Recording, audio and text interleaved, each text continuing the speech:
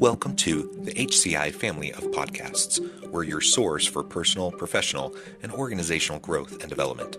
We share our own original research, explore industry trends, and interview executives and thought leaders from across the globe. Join us for practitioner-oriented content around all things leadership, HR, talent management, organizational development, and change management.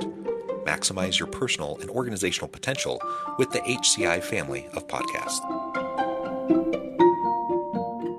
Rich Braden and Tessa Forshaw, welcome to the conversation today. Thank you. Great to be here. It is a real pleasure to have you both with me. You're joining me from the coasts, West Coast, East Coast. I'm kind of in the middle, Salt Lake City area. It's a real pleasure to be gathered and to have an opportunity to talk about your forthcoming book, Be Innovation-ish.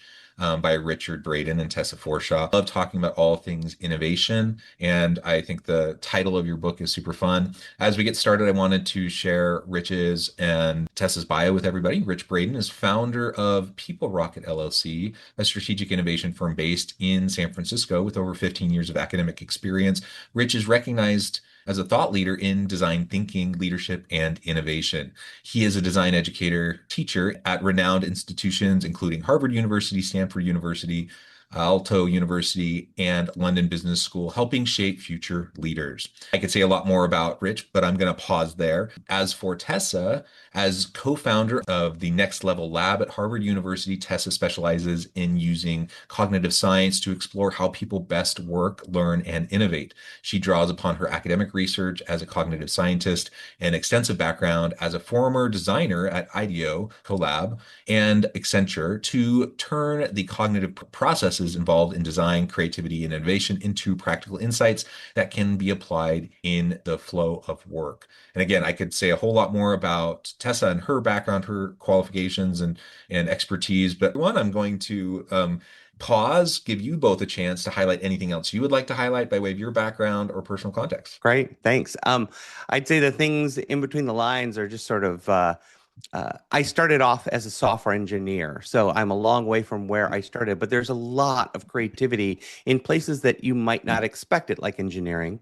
And then I also had a side hustle doing improv for a dozen years in San Francisco. Fun. And so somewhere in the blend there is how I have come to do this work on creativity and innovation. And I've seen everybody, no matter what background, be incredibly creative. Awesome. And Tessa? Yeah, sure.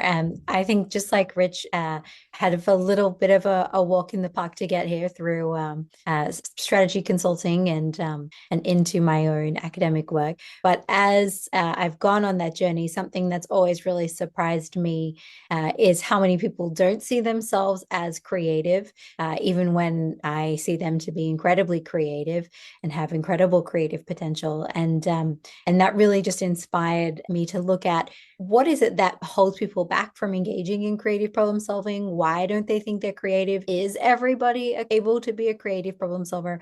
How do we draw upon that? And that really brought Rich and I together to write this book. I love it. I love it. And I really do believe like everyone is and can be a creative being, right? We're born creative.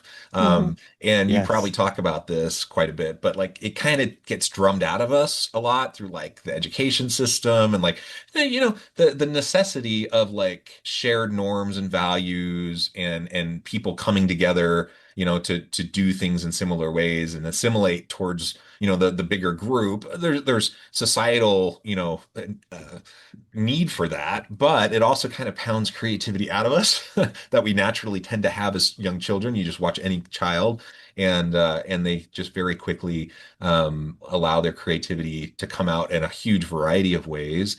And I think over time also we tend to kind of buy into this narrative that creativity is, stand-up comedy. I think most people would say, yeah, that's creative, or music or visual art or things like that. People will say, oh, that's creative. But when it comes to decision making, when it comes to, you throw out something like accounting, for example, I think most people are going to say, you can't be creative as an accountant, but I guarantee you can be very creative as an accountant.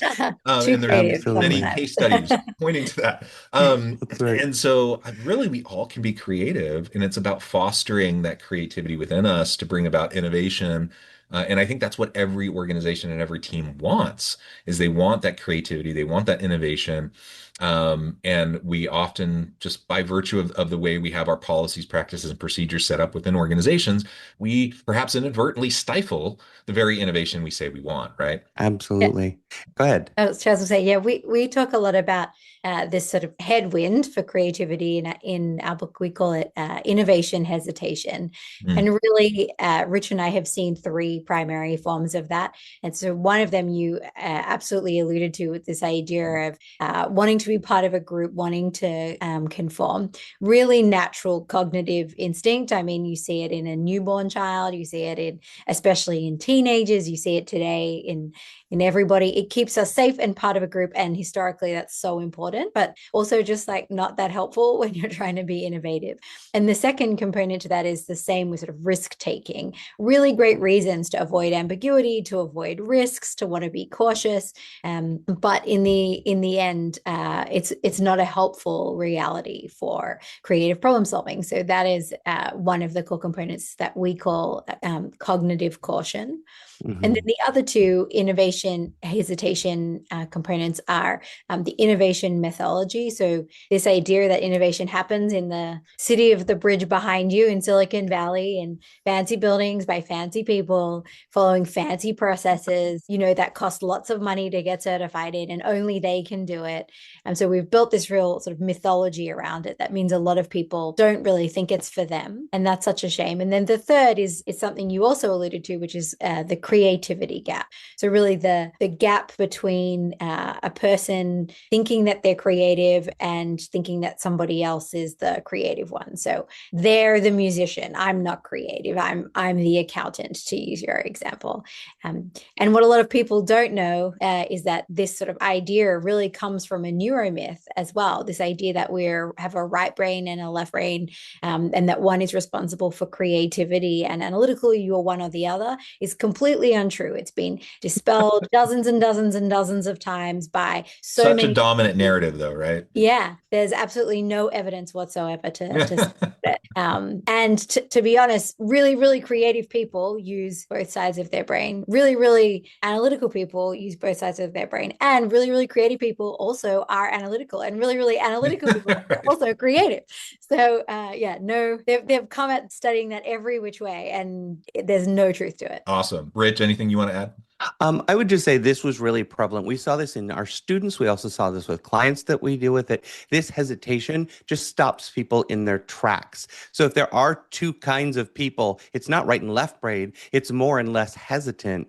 Once people start to break through and see the illusion of these three components, they're able to more easily access it once they start doing it as an adult. And remember, that 8-year-old that used to be so creative and do crafts is still in there. But if we apply creativity to solving problems, that's where you get a lot of boost in innovation. And that's what we're talking about, is how do you create a breakthrough solution for you? And if you happen to be in accounting, breakthrough might be making expense reports easier for everybody.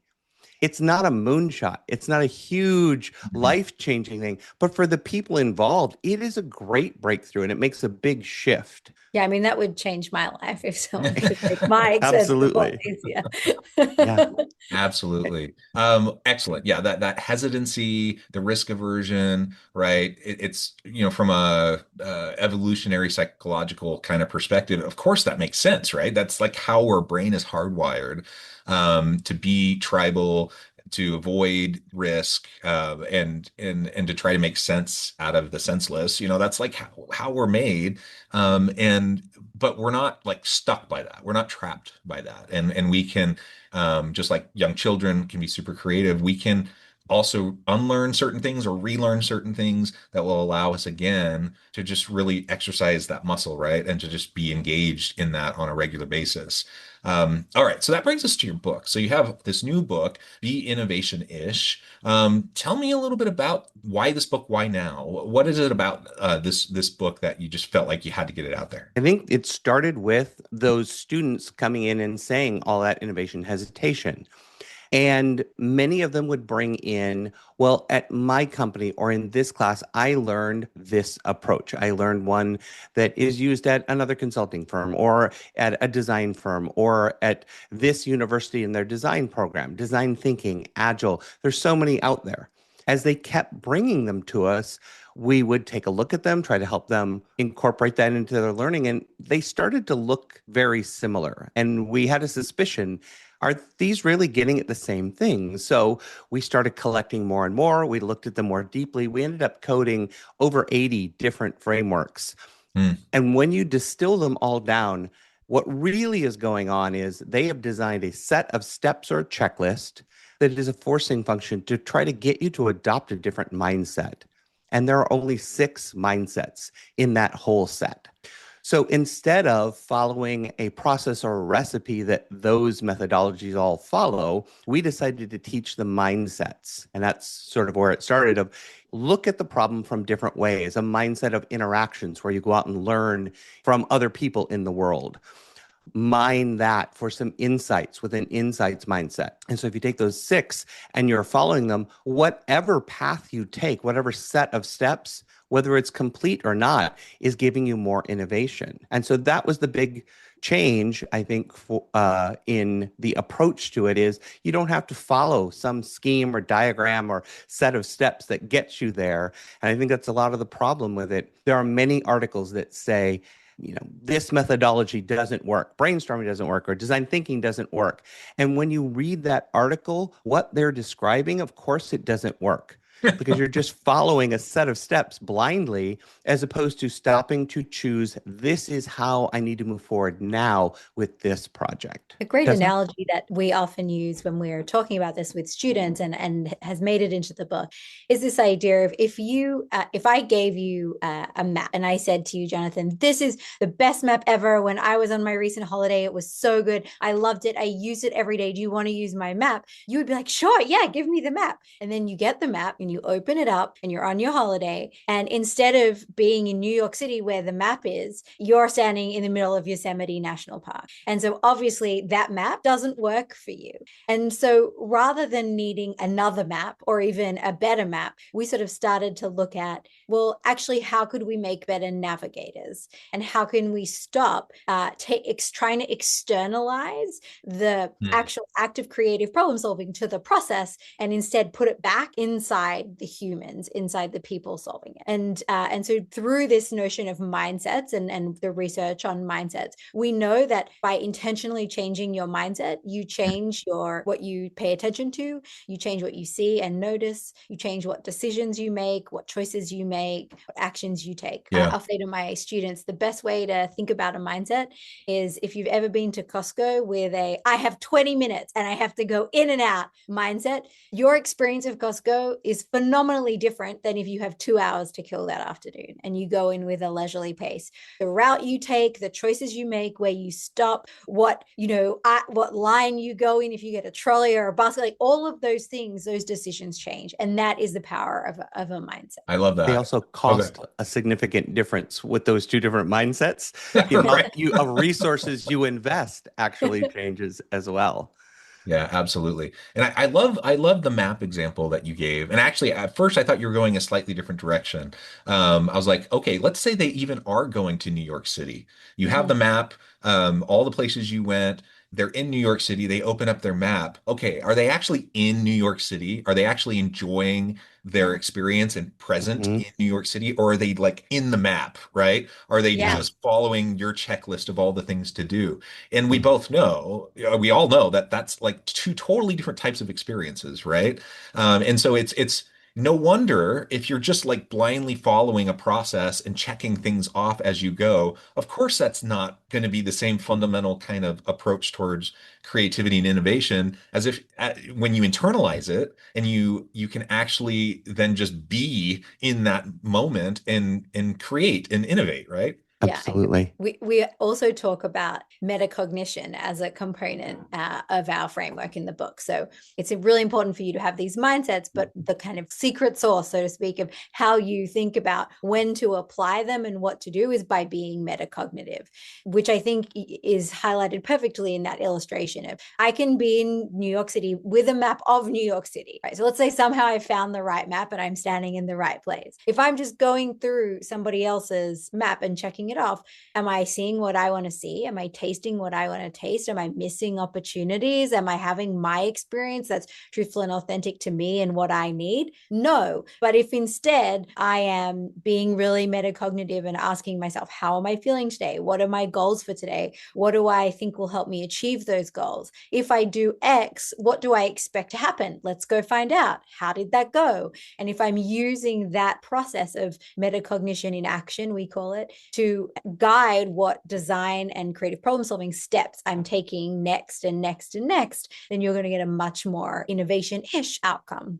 Yeah. Well, and just not to belabor the New York City example, but the first time as an adult, the first time I was in New York, as a young adult was, with a choir tour, actually. So I was with a whole bunch, like a huge group of people, right? And it's a tour. So like we had a tour agency, that like gave us an agenda, gave us an itinerary, and we did have structured things, right? Well, thankfully, we also had unstructured time too. And the structured time was great, and we got to perform at cathedrals, and we got to do all these cool things, right? And it was wonderful. But what I loved about that trip was the unstructured time. And honestly, like the 2 hours I had to just wander around Central Park, and decide what I wanted to do, what I wanted to see, jump on a bike and ride around, sit down and sketch something, like those were the moments that were really the most meaningful and fulfilling to me, and creative, and the opportunities I had to just really unleash a bit, right? Yeah. And that's even being there for a choir tour, which is a creative thing, right? Like the Right. rest of the trip was so structured that having some unstructured time allowed, for me to exercise that creativity muscle. And then being present with that, you got to choose the actions, the exhibits, the thing that you wanted to do next that was going to help benefit you and your experience. And so that's the third component. So what we've been talking about is the mindsets. Tess brought in metacognition. That's all in service of choosing what we call the moves. And these are the small actions you take. For the next week, I'm going to do interviews with potential users of my product. That would be a move. It's small, it's contained, but it's an action you take. You're choosing those actions using metacognition as opposed to the prescribed checklist we talked about before. The second thing is there are lots of great design moves. There are all kinds of classes. You can go out and you can learn as many as you want. You can get all certificates you want, but you don't need to because you already have huge life experience. You have an education in something, whether it's a trade, it's a degree, it's a hobby. You've learned skills, and so you have moves. If you go from a mindset, you're using metacognition to decide, and you pull a move from your past and your experience, that now is an innovation-ish move because you're using it in service of innovation, and that's all it takes. So for an example is we had a student who had a family therapy background. And we got to a certain point where we were looking at some data from interviews, and she said, well, this is just family systems mapping. And we said, yes, you should use that. That's a great tool. What is it? Because we didn't know what she was talking about. But for her, it was powerful because she was familiar, she could use it, and she could share those results with her team. And so that became an innovation-ish move for her. I dare say you won't see that move taught in a design class anytime soon. But for her, it was that. We've had economists, we have had people from all different backgrounds bringing in interesting tools. So you don't have to go do a lot of new training or retraining to engage in being innovation-ish. And I think that's the differentiation. When people think innovation, they think a few stock things.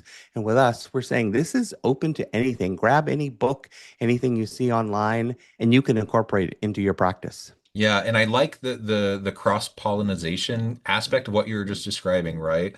Like Sometimes innovation truly is like you're like Isaac Newton or you're Einstein or something, and you're like truly coming up with something revolutionary, right? That is innovation. But most of the innovations that occur in our day-to-day lives at most businesses and society as a whole, it's just the cross-pollination of ideas. And so you can take something disparate ideas from two totally different places, bring them together, and then all of a sudden you have some new breakthrough, some new process is better, or a system is better, or whatever, right? You have some new product or service that's just exactly what the market needs. And that cross-pollination is what brings that together. So purposefully, bringing in your own past experience, aligning yourself with other folks that have, diverse backgrounds and diverse past experiences, that's going to lead to more creativity. There's a reason why, diverse groups over and over and over again tend to perform better at creative and innovative tasks, if they can lean into that, right, and leverage that. It's interesting.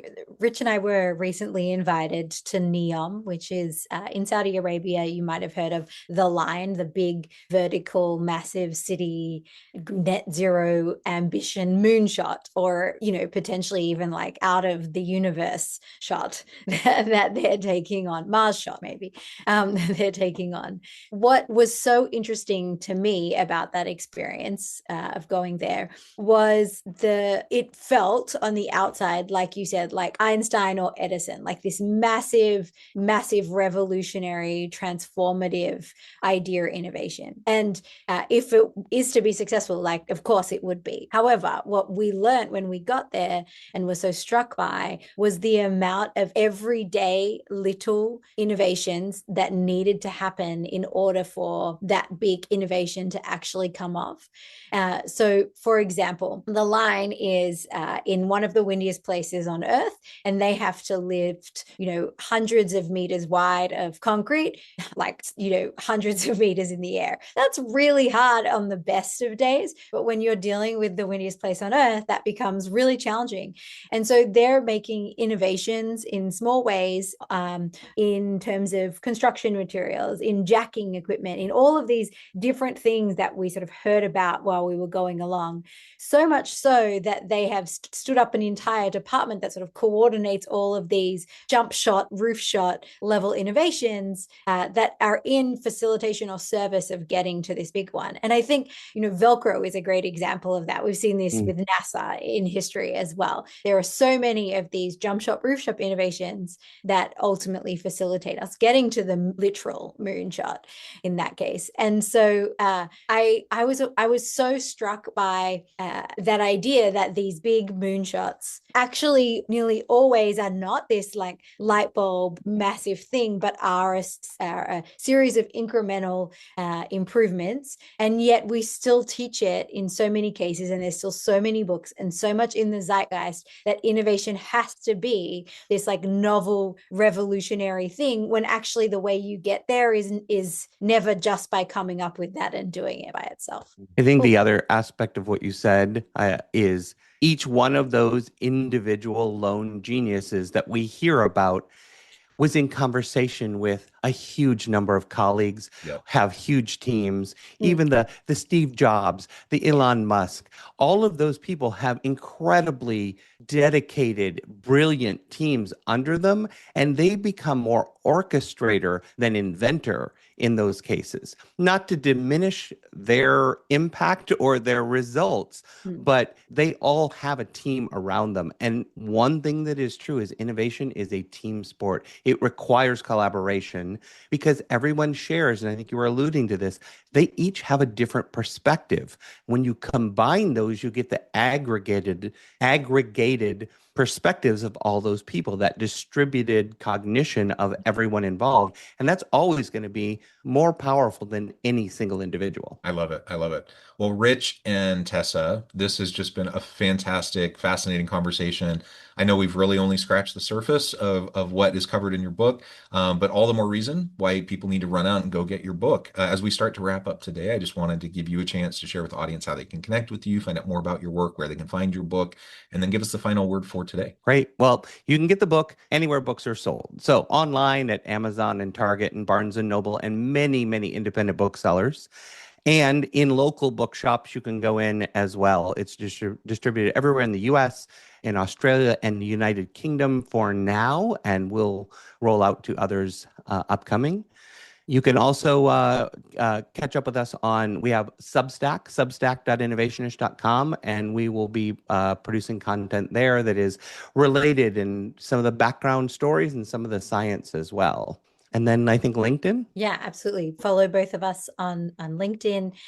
Each of us share sort of different. I tend to share more of the cognitive science tidbits, and Rich is really great at sharing practical everyday tips and cases and applied things that you can go out and do. And so, both of us is a good mix. And I would say you got to follow the cartoons and illustrations that Tess does are just brilliant. She is gifted at making cognitive science, which is very complex, very simple that everyone can understand. You mean I'm gifted at using AI to do that? Your concepts. Well, thank you both. This has just been a real pleasure. I encourage the audience to reach out, to get connected, find out more about what Rich and Tessa can do for you. Check out the book. And as always, I hope everyone can stay healthy and safe. They can find meaning and purpose at work each and every day. And I hope you all have a great week.